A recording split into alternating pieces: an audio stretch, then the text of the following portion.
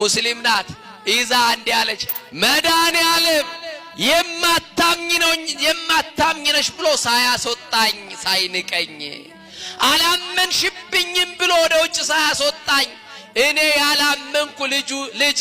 ልጁ መድኃኒዓለም በእውነ ልጁ ነኝ ወደ ቤተ መቅደስ በገባው ወደ ጸበል ስፍራ መጣው አልቅሼ ነገርኩት ዛሬ ጉሮሮዬን ፈታልኝ የሚቀረው አንድ ነገር አለው እግሩን ያልተፈታው እጠብቀዋለሁ ጉሮሮን የከፈተ እግሩ ደግሞ አይከብደውም እጠብቃለሁ መድኃኒዓለም የገባውትን ቃል እጠብቃለሁ አንተም የነገርኩህን አደራ እኔ እግሩን የቀረክ እግሩን ከፈታልኝ ክርስቲያን ሆናለሁ ከልጄ ጋር ተጠመቃለሁ አለችና ነገር ብለው ጠበቁና አንድ ወር በተከታታይ ሳትሰለች ልጇን ማስጠመቅ ጀመረች በ26 ለ27 አጥቢያ በሌሊት ተነስታ ልጇን ጸበል ይዛው መጣች ሰማችሁ ጸበል ውስጥ ይዛው